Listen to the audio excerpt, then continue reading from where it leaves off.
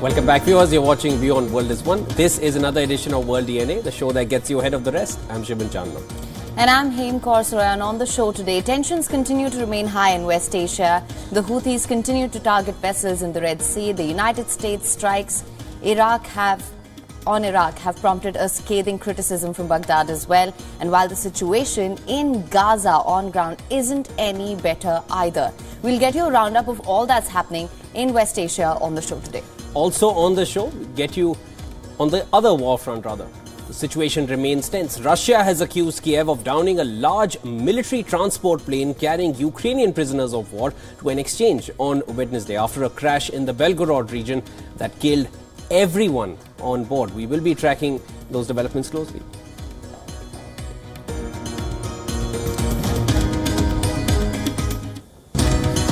Houthi rebels claim attack on U.S. warships, say they targeted American vessels with ballistic missiles in the Red Sea. The warship was deployed to protect commercial ships on the route.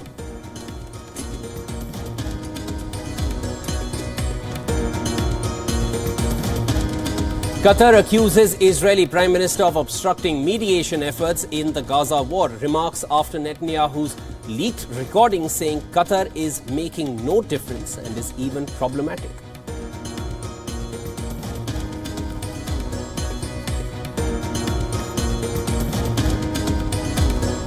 Iranian President Ibrahim Raisi accuses the United States of assisting Israel commit crimes in Gaza, says America has the blood of women and children on its hands. Comments made during a press briefing with Turkish President Erdogan.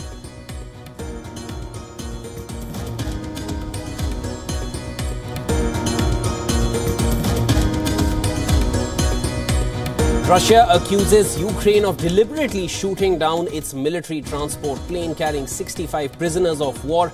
The 74 people on board have been killed in the incident that Moscow calls a terrorist act.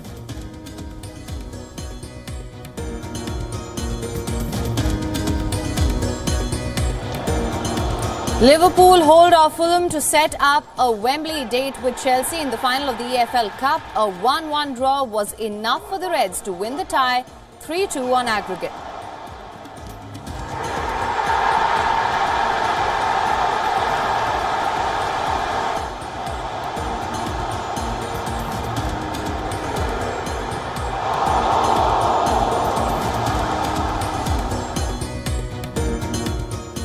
And Israel is pressing ahead with its biggest assault in a month in southern Gaza. And the light of hope for a 30-day ceasefire in Gaza, which were earlier being reported, is now diminishing. Now, this comes as Qatar said that Israeli Prime Minister Benjamin Netanyahu's reported criticism was obstructing mediation efforts in Gaza. This conflict arose after a leaked recording allegedly captured him calling the Gulf state problematic. This is what Netanyahu said, and I'm quoting here, "You haven't seen me thank Qatar. Have you noticed? I haven't thanked Qatar. Why? Because Qatar to me is no different in essence from the United Nations, from the Red Cross, and in a way it's even more problematic. However, I'm willing to use any mediator now who can help me bring them home." Qatar was quick to condemn. Qatar's Foreign Ministry spokesperson Majid Al-Ansari said on social media platform X, and I'm quoting him here, "We are appalled by the alleged remarks attributed to the Israeli Prime Minister in various media reports about Qatar's mediation role." Now, Qatar, the US and Egypt have been mediating between the two sides for weeks over the release of Israeli captives and the release of Palestinian prisoners and more aid to the enclave. But the plan is being held up with Hamas and Israel at odds over how to permanently end the Gaza war.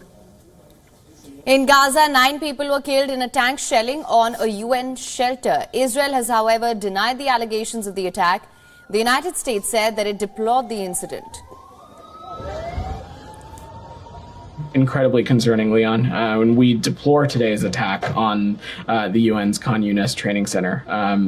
You've heard me say it before, you've heard the Secretary say it before, but civilians must be protected, and the protected nature of UN facilities must be respected. And humanitarian workers must be protected so that they can continue providing civilians with the life-saving humanitarian assistance that they need.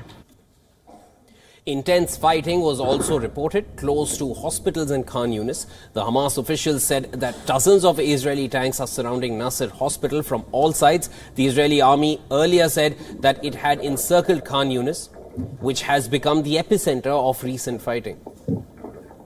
Meanwhile, Italian Defense Ministry has announced that 100 Palestinian children wounded in the war-torn Gaza will be receiving medical treatment in Italian hospitals. The children will be hospitalized in several Italian cities, including Rome, Bologna, Florence. In France, 7 wounded Palestinian children from the war-torn Gaza Strip arrived for medical treatment. It is the second such evacuation to the European country after 2 other Palestinian children arrived on the 28th of December. Now, in Washington, an overwhelming majority of U.S. President Joe Biden's fellow Democrats in the Senate, they backed a statement reiterating U.S. support of a two-state solution to the Israeli-Palestinian conflict. Netanyahu had earlier said that he objected to any Palestinian statehood that did not guarantee Israel's security. The statement then provoked international concern, including from Israel's biggest backer, the United States. At the ICJ, UN's top court, it said that it would hand down its landmark ruling on Friday in the case against Israel over alleged genocide in Gaza.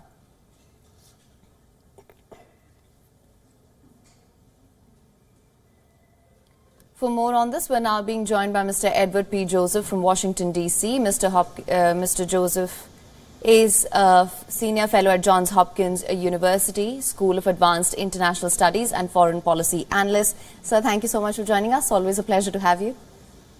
Good to be with you. Sir, now I want to begin by asking you, do you feel Israel can negotiate further given the mounting internal as well as international pressure on the Netanyahu government to bring back the hostages? That remains a point of contention, as you know. Well, that's exactly the centerpiece of what we all hope for, which is a break from this terrible fighting, which, of course, is inflicting a terrible toll on Palestinian civilians. And we saw just on Monday that the risks to the Israeli army, with some 24 Israeli soldiers who were killed in fighting in Gaza. And, of course, all of this stems from this terrible attack of October 7th and the revelation, of course, that Hamas, instead of spending the enormous sums of money that it was receiving on supporting the Palestinian people in Gaza, was building some, over estimates say now, over 300 miles of tunnels, longer even than the London metro in London. So the underground. So the question is now how to stop the suffering of the Palestinians and this continuous fighting in Gaza and, of course, the volatile situation in the region. And the answer to that remains the hostages. The seizure of the hostages on October 7th by Hamas, and this is at the centerpiece of negotiations, apparently led by Qatar along with Egypt, to determine this. And apparently there was an offer put forward by the Israeli side for a 2-month ceasefire, 2 months ceasefire for the release of the hostages. And there are, of course, reports of other terms for this, but that's the centerpiece here. That's the focus, is whether Hamas will, in fact, release the hostages that, of course, it depends upon for its own security, that is, of the leadership. Please. Mr. Joseph, I just want to take that a little further from there regarding, Israel and Hamas have agreed in principle for the month-long ceasefire, but they are still at odds regarding the end of the war. Now, I wanted to understand, given the mounting internal pressure on the Netanyahu government from within Israel, of course, do you feel Israel can negotiate any further, or will they have to just give in to the final details that are being reeled out regarding this ceasefire? Or do you still feel the Netanyahu government can put its terms forward regarding how the ceasefire is to now lead into the end of the war? Well, again, we should all hope that the mediation succeeds whether by Egypt or Qatar. We should hope that mediation succeeds and that Hamas and Israel will rapidly come to terms. Can the Netanyahu government continue to maintain its position?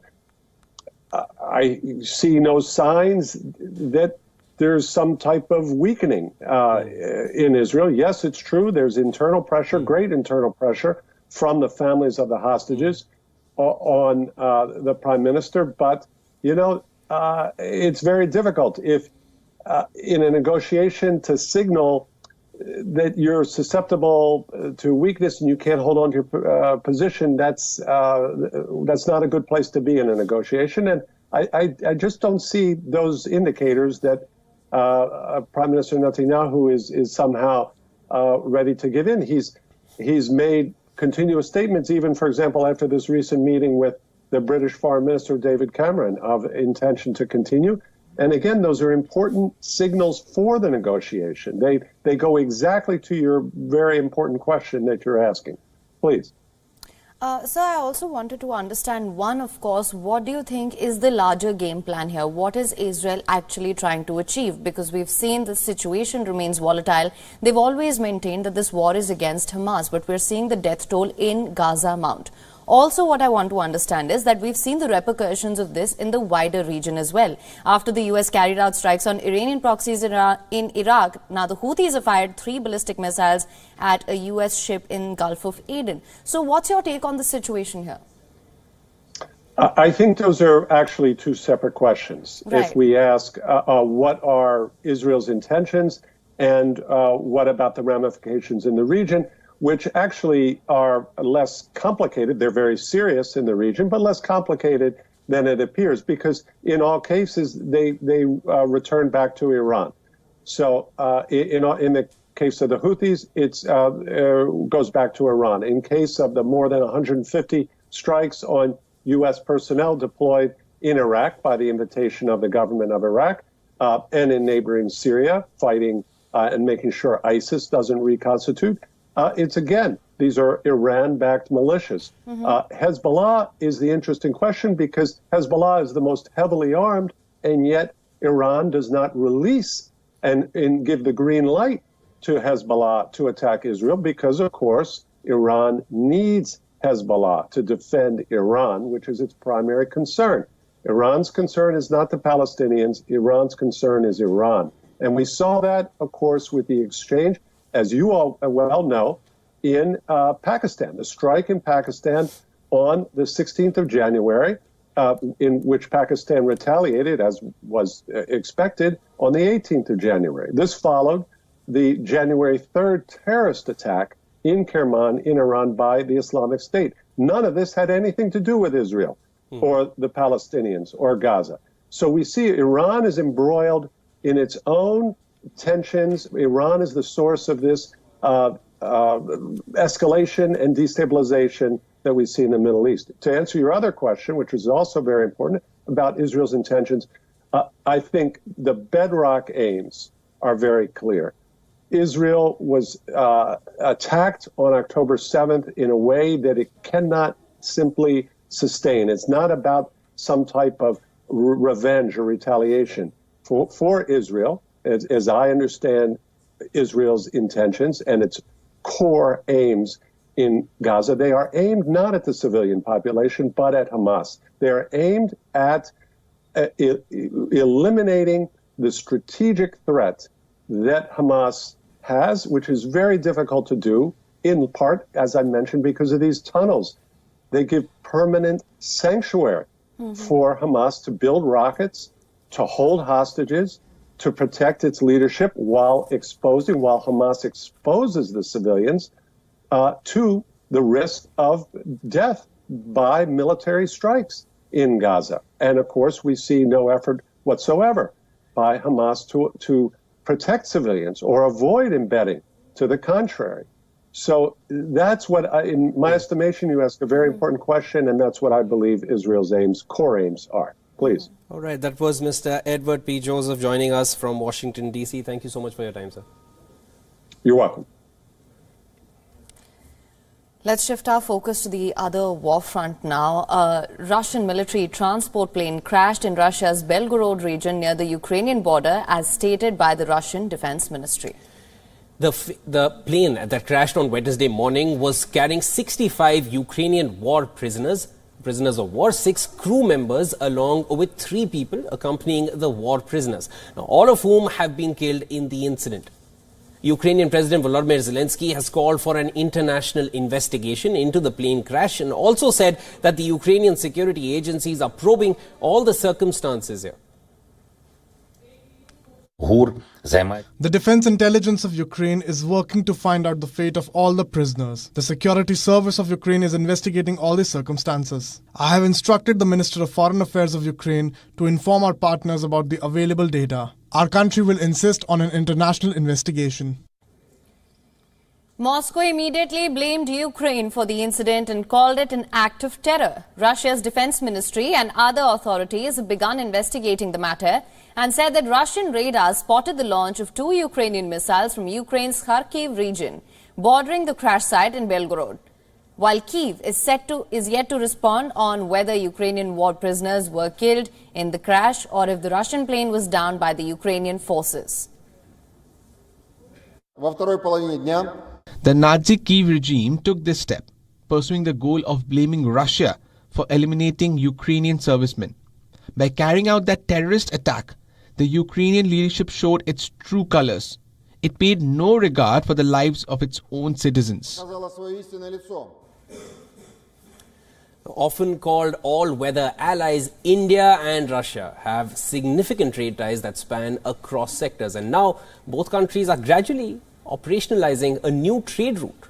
The Eastern Maritime Corridor. I'm so sorry to interject there, Shivan. It's the Eastern Maritime Corridor. The route is aimed at significantly reducing logistics costs and boosting trade in the energy and fertilizer sector, among other things here.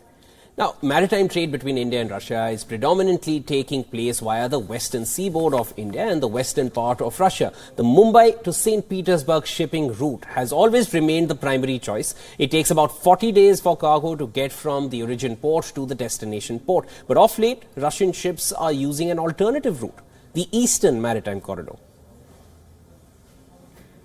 From Russia's Vladivostok to India's eastern seaboard, the route goes via the Andaman Sea, Malacca Straits and South China Sea, and the cargo would take only 24 days for transport via this route.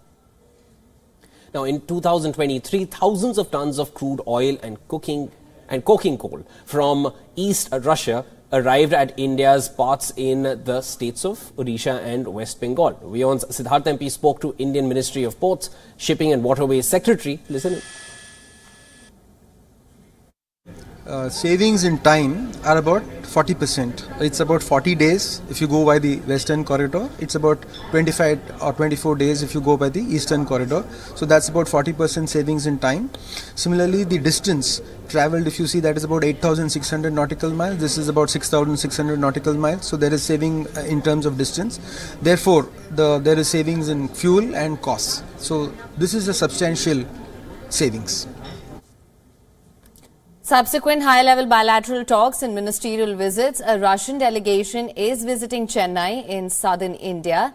The key areas of discussions include crude oil, fertilizers, cooking coal, liquefied natural gas and containers. The long-term goal is to significantly improve trade by connecting over 10 ports on India's eastern seaboard with up to 8 ports on the Russian Far East.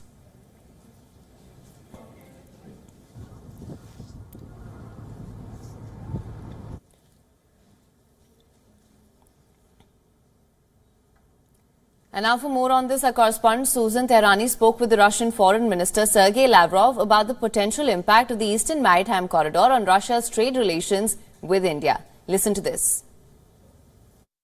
How Russia views the potential impact of the Eastern Maritime Corridor on the country's trade relations with India and also its broader economic interest in the Pacific region as well. Thank you. I think this is a question that requires a great answer, a big one, a detailed one. But we, as an overwhelming majority on the Eurasian continent, have an interest in new corridors that would ensure, first and foremost, cheaper logistics, faster delivery of goods than it happens right now, or through the Suez Channel or around Africa. And number three, everyone has an interest in creation of logistic and transport chains that would not depend from the West. They will be independent of those who systematically abuse their position in global trade and global transportation routes. There is a north-south corridor that would allow to bring from the Baltic Sea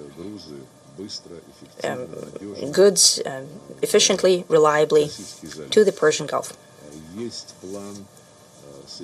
There is a plan to connect ports of Russia in the Far East and India. There is also an initiative, Europe, Middle East, India. That's all. It's up to the Western Europeans. They're promoting this topic.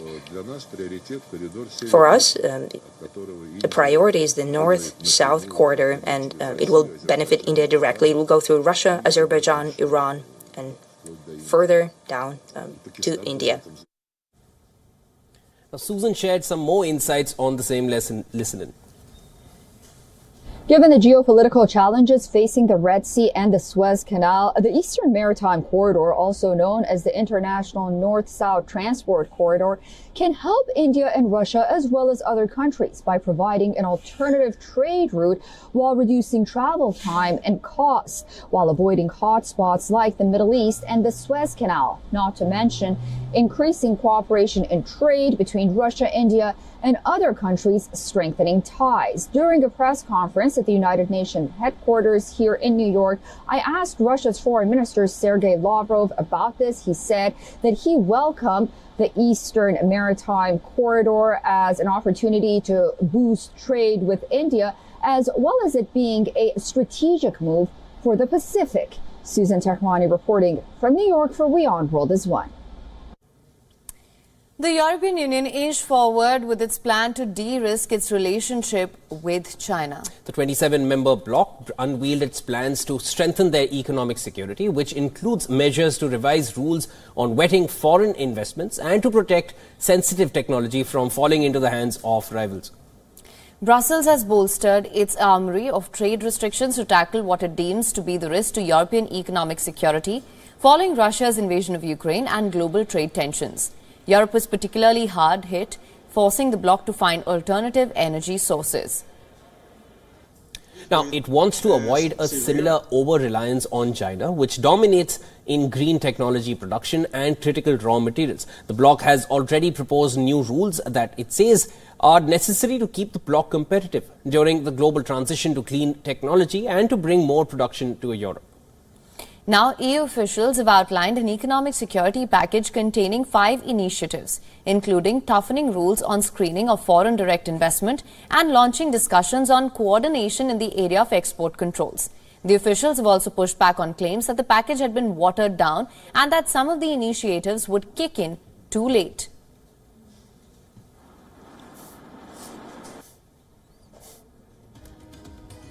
And with that, it's time now for a short break.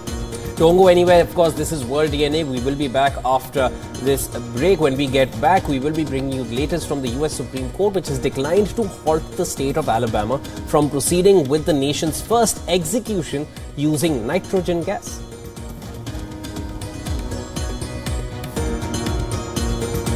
Also on the other side, Microsoft achieved a historic milestone as it crossed the $3 trillion market valuation threshold, briefly overshadowing Apple. Do stay tuned.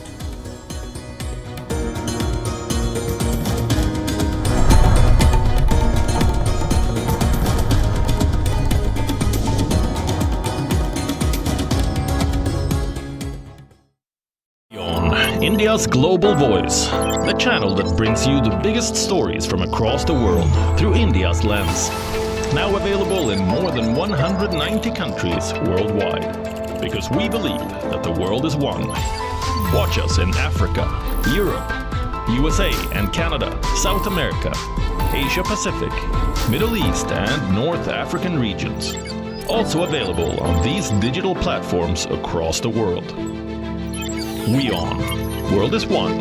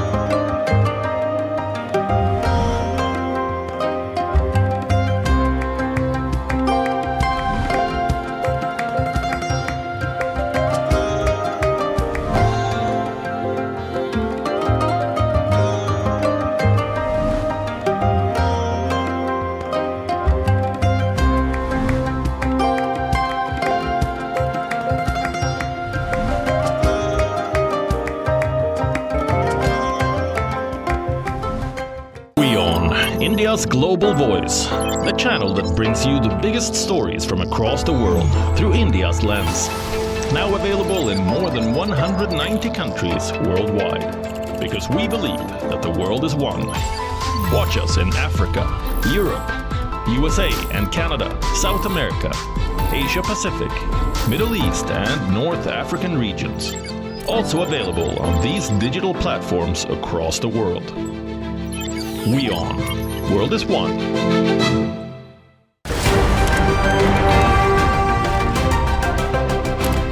Ready to dive into your daily dose of news?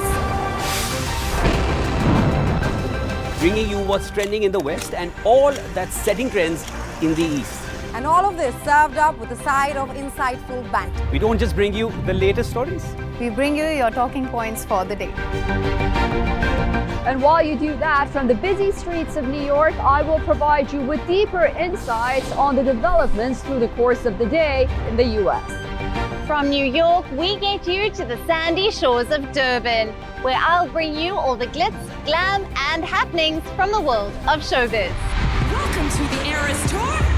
And I will be here at the WION headquarters, getting you all the action from the universe of sport. All that you need to know about your favorite teams and players, right here. The show that keeps you ahead of the global curve. A conversation you'd want to be a part of. A place where news becomes an engaging exchange. We bring you stories that impact your present. This is World DNA. Join the conversation.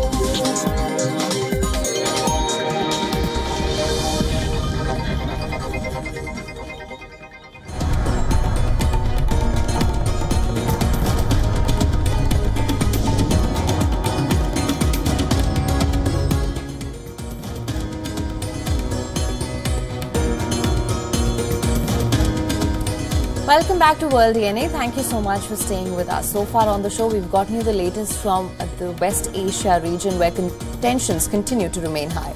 And tensions also continue to rise between Russia and Ukraine after a Russian transport plane carrying 65 Ukrainian prisoners of war. It crashed in Belgorod. And of course, the blame game continues between the two nations. We are tracking that closely. For now, let's get you started with the headlines.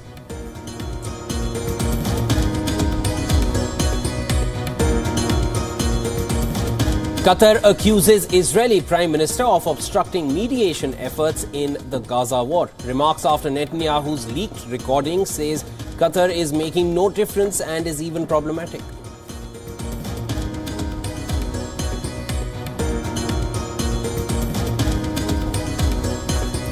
Houthi rebels claim attack on US warships, say they targeted American vessels with ballistic missiles in the Red Sea.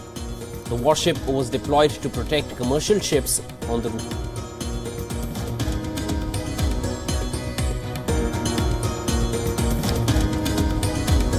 Iranian President Ibrahim Raisi accuses the US of assisting Israel commit crimes in Gaza, says America has the blood of women and children on its hands. Comments made during a press briefing with Turkish President Erdogan.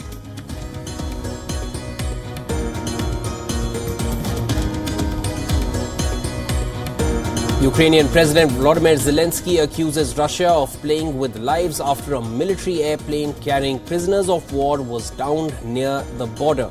Moscow has accused Ukraine of carrying out the attack against its own people.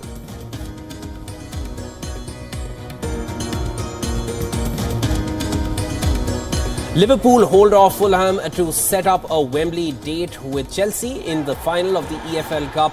A 1-1 draw was enough for the Reds to win the tie 3-2 on aggregate.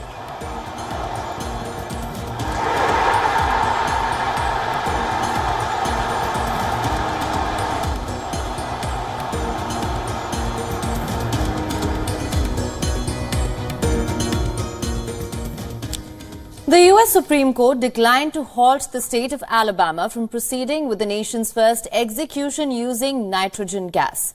The method has never been used before for capital punishment. The ruling came after convicted murderer Kenneth Smith approached the court requesting the court to stay his execution.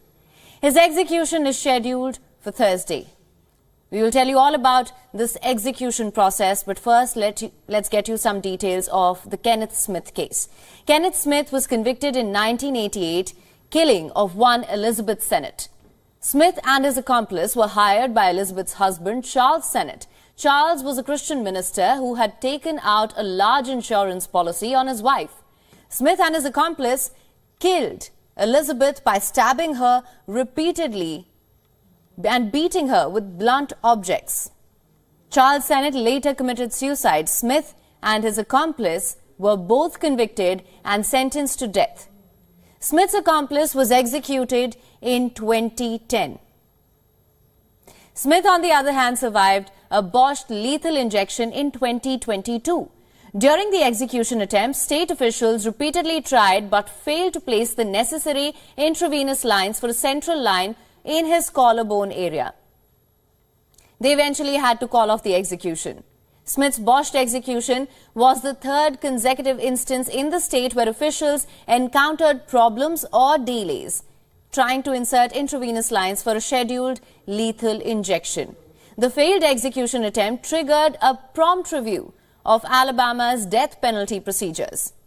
Now onto this execution method. It's called nitrogen hypoxia. The method is designed to deprive the inmate of oxygen. This by placing a mask that's connected to a cylinder of nitrogen over his face. According to the state protocol, nitrogen gas will be administered for at least 15 minutes to the inmate or 5 minutes following a flatline indication on the EKG. However, whichever is longer here. The Alabama Attorney General's office also told a federal judge that the nitrogen gas will cause unconsciousness within seconds and cause death within minutes. Smith's attorneys have argued that the mask the state plans to use is not airtight and oxygen seeping in could subject Smith to a prolonged execution, possibly leaving him in a vegetative state instead of killing him. Earlier this month, the UN Human Rights Office also called on the state to halt this planned execution. The UN office said it could amount to torture and violate American commitments under international law. That's what we know about the case so far. Back to you, Shivan. Thanks, Sam.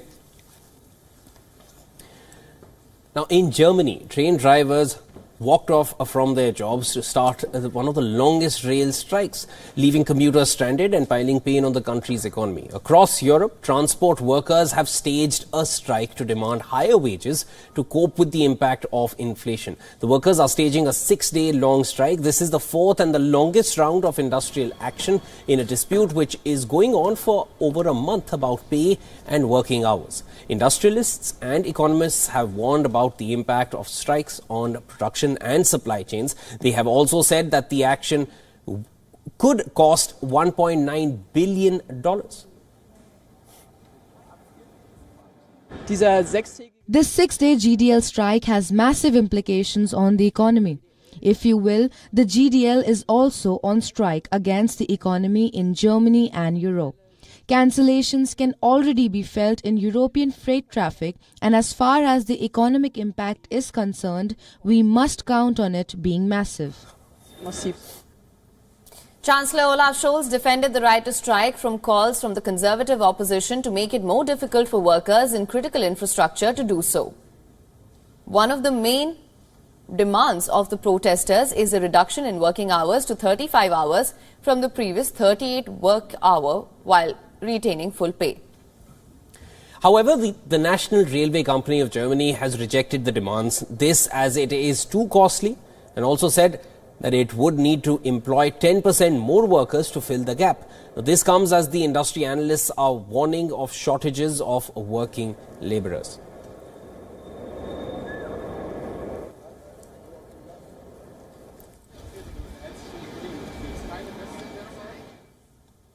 On to all the developments now from the world of technology. Apple plans to add fees and restrictions for future non-App Store downloads in Europe. According to a report, when Apple starts allowing third-party software downloads outside its App Store, it will impose extra charges. The news comes months after the European Union enforced the Digital Markets Act, or the DMA, to target the market domination of big tech companies. EU's digital DMA will make it easier for people to move between competing application store services.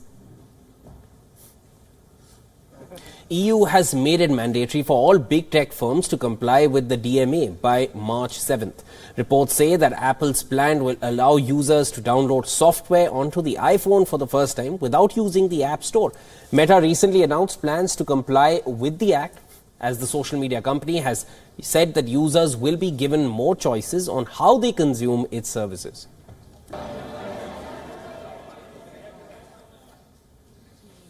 A research firm suggests the video game market is set to pick up pace this year. Sales of Microsoft's Xbox and Sony's PlayStation 5 are anticipated to drive this resurgence of video games. The market is set to grow 2.8% to $189.3 billion in 2024. This follows a modest 0.6% rise from last year, which ended the post-COVID decline that led to layoffs in the industry. The gaming market experienced a 4.3% dip in 2022, and factors like high interest rates, persistent inflation, and a lack of major game releases contributed to this downturn. However, 2023 saw a recovery. This was pushed by the launch of big gaming titles like Star Wars Jedi Survivor and FC24, soccer title by Electronic Arts. Looking ahead, research predicts that despite a less impressive release schedule in 2024, growth will be driven by live service games. Live service games such as Epic Games' Fortnite have been significant in driving gaming revenue. However, user engagement data from 2023 indicates a move away from live service games towards premium ones. Additionally, the growing of gaming subscription services like PlayStation Plus and Xbox Game Pass is expected to slow this year.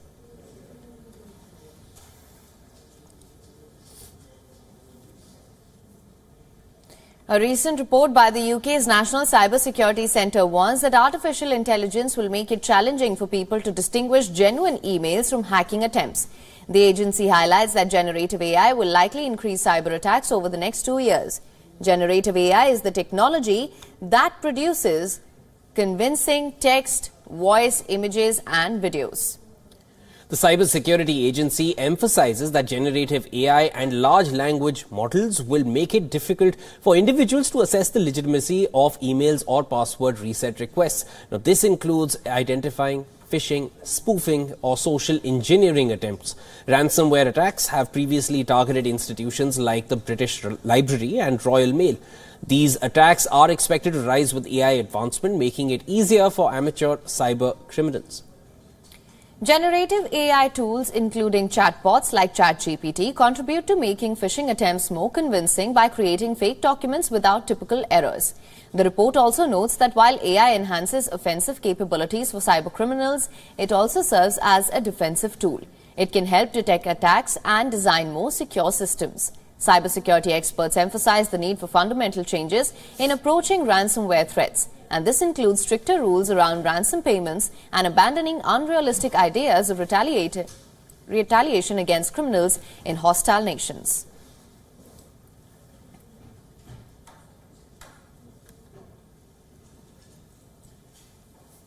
Microsoft achieved a historic milestone on Wednesday. The company crossed the $3 trillion market valuation threshold. This briefly overshadowed Apple. This historic surge is driven by unwavering investor optimism over artificial intelligence. The stock soared 1.3%, propelling Microsoft into the exclusive club of companies with a 13-digit market cap. Microsoft, part of the Magnificent Seven driving the market's momentum, has gained 57% in 2023 and continues its upward trajectory in 2024, outpacing the Nasdaq 100 index with a 7.4% rise. Now, at the heart of Microsoft's ascent is the fervent investor enthusiasm over artificial intelligence. Through its strategic partnership with OpenAI, Microsoft positions itself as a major player in the AI landscape, reflected in the release of AI-supported services. The demand for AI services, coupled with robust cloud computing infrastructure, is projected to drive Microsoft's long-term growth. Analysts predict a nearly 15% rise in revenue for the 2024 fiscal year, outpacing the broader tech sector. Now, this surge has solidified Microsoft as a Wall Street favorite, with over 90% of analysts recommending buying shares. The average recommendation for Microsoft stock stands at buy, signaling positive sentiment. Microsoft's momentum is not just financial, it's technological. With newer versions of flagship products and a revamped Bing search engine powered by OpenAI, Microsoft positions itself as a formidable competitor to Google. As Wall Street braces for upcoming earnings reports, the dynamics of this tech showdown will be closely monitored.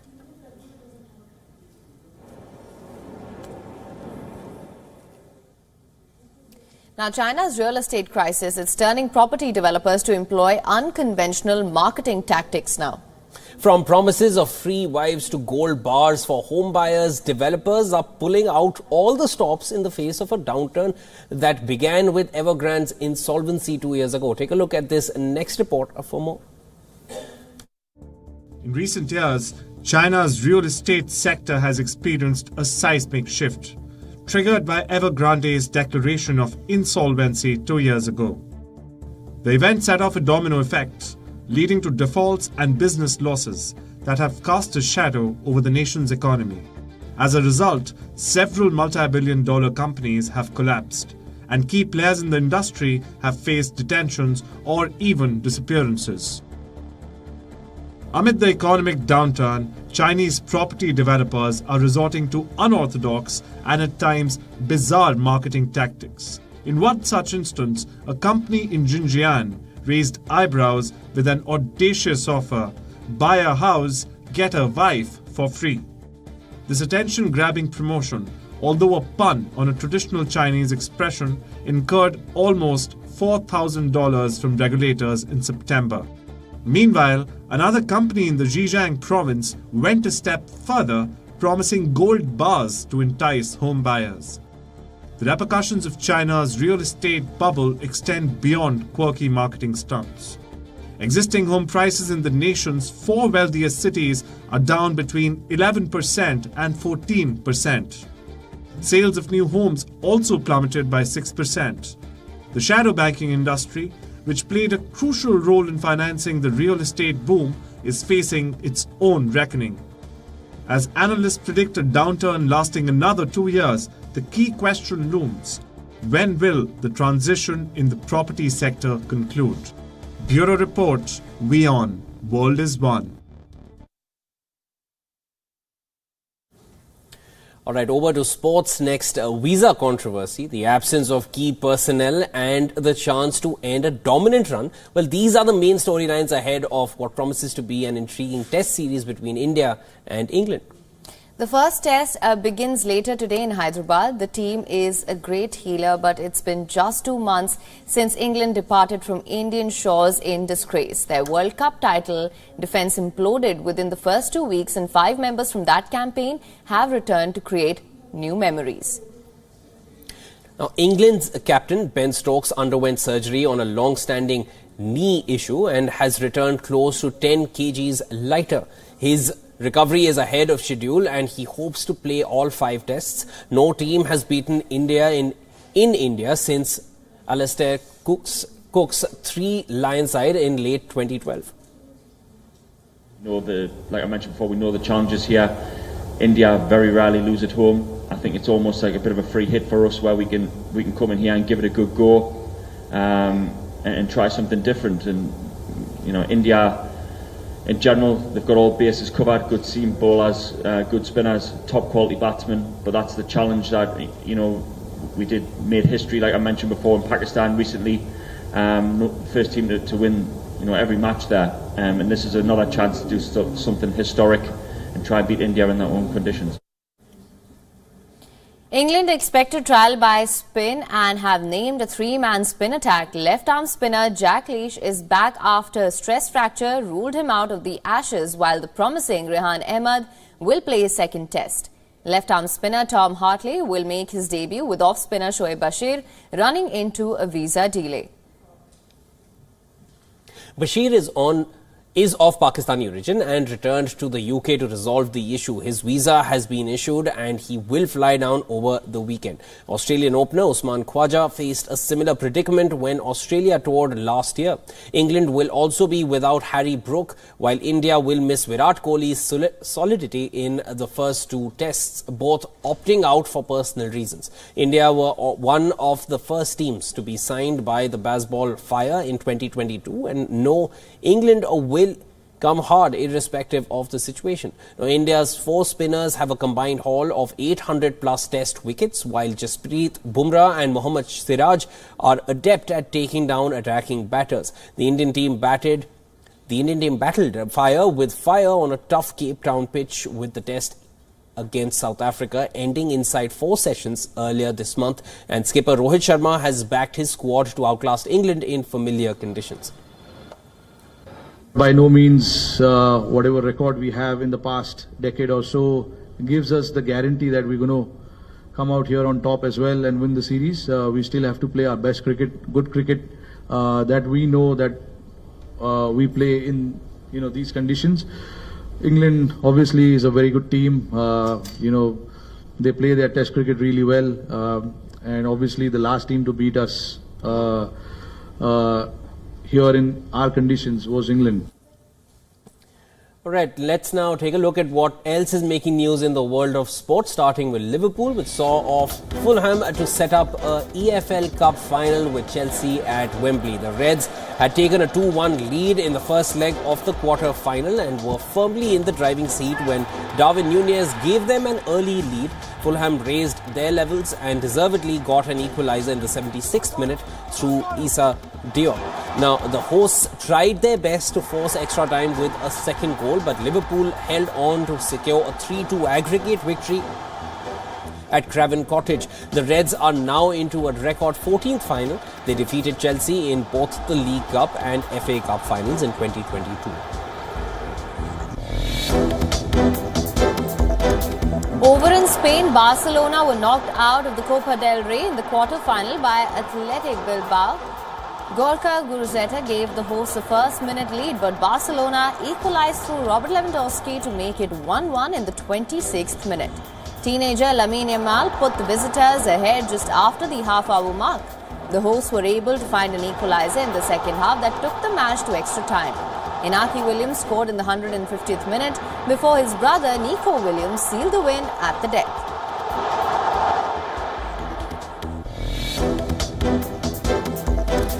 Bayern Munich edged out Union Berlin 1-0 in Bundesliga to bounce back from the coach. Nenad Bielitsa was sent off in the 74th minute for shoving Bayern's Leroy Sané twice in the face after the German went to get the ball from the sidelines. The manager apologized after the match. The win takes Bayern Munich. And now on to all that's happening in the world of entertainment, for which we have with us Alison Lagrange. Over to her. Hello, I'm Alison Lagrange coming to you from Durban, South Africa. First up, let's get you the big stories from the world of entertainment. Indian singer Arijit Singh has crossed 100 million followers on Spotify. Singh is the first Indian artist to achieve this feat. Last year, he had surpassed the likes of global sensations like Taylor Swift, Billie Eilish and Eminem to become the third most followed artist on Spotify. Bend It Like Beckham director Gurinder Chadha has revealed that she is working on a Christmas Carol adaptation. She said the upcoming film would have an Indian lead character. Chadha added that she plans to create an interesting take on Uncle Scrooge. The protagonist in her film will be an Indian Tory who hates refugees. It will also touch on themes such as cost of living crisis in Britain. The filmmaker admitted that financing the film was a struggle, partly since the lead character was Indian. Not many fans of former wrestler Dwayne Johnson know that the star does not legally own his celebrated name, The Rock. But that is about to change under a new agreement with the WWE.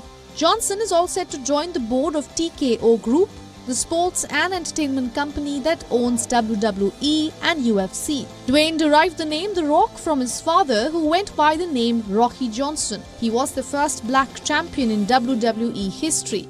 This is the 6th addition to Johnson's business portfolio, which also includes a production company, an energy drink and a football team. A luxurious estate in California, which was previously owned by former couple Joe Jonas and Sophie Turner, is now up for sale. The property's current owner, German DJ Z, has listed it at $19 million. According to reports, he had purchased the property from Jonas and Turner for $15 million in the year 2021. The 6-bedroom home also offers close to an acre of land.